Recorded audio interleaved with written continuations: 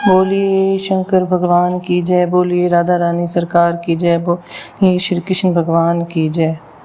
इंदिरा एकादशी व्रत कथा। धर्मराज युधिष्ठिर कहने लगे कि हे भगवान, अश्विनी कृष्ण एकादशी का क्या नाम है, इसकी विधि तथा फल क्या है, सो कृपा करके कहिए। भगवान श्री कृष्ण कहने लगे कि इस एकादशी का नाम इंदिरा एकादशी है। यह एकादशी पापों को नष्ट करने वाली तथा पितरों को अधोगति से मुक्ति देने वाली होती है। हे राजन, ध्यानपूर्वक इसकी कथा सुनो। इसके सुनने मात्र से ही वाजपेयी यज्ञ का फल मिलता है। प्राचीन काल में सतयुग के समय में महिष्मती नाम की एक नगरी में इंद्रसेन नाम का एक प्रतापी राजा धर्मपूर्वक अपनी प्रजा का पालन करते हुए शासन करता था। वह राजा पुत्र पौत्र और धन आदि से संपन्न और विष्णु का परम भक्त था। एक दिन जब राजा सुखपूर्वक अपनी सभा में बैठा था तो आकाश मार्ग से महर्षि नारद उतरकर उसकी सभा में आए। राजा उन्हें देखते ही हाथ जोड़कर खड़ा हो गया और विधिपूर्वक आसन में अर्घ दिया।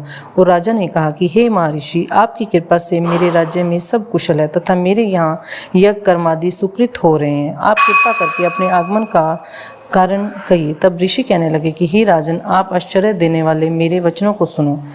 मैं एक समय ब्रह्मलोक में यमलोक को गया। वहाँ श्रद्धापूर्वक यमराज से पूजित होकर मैंने धर्मशील और सत्यवान धर्मराज की प्रशंसा की।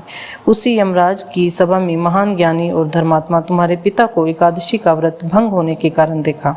उन्होंने संदेशा दिया, सो मैं तुम्हें कहता हूँ। उन्होंने कहा कि पूर्व जन्म में कोई विघ्न हो जाने के कारण मैं यमराज के निकट रह रहा हूँ। सो हे पुत्र, यदि तुम अश्विनी कृष्ण इंदिरा एकादशी का व्रत मेरे निमित्त करो तो मुझे स्वर्ग की प्राप्ति हो सकती है।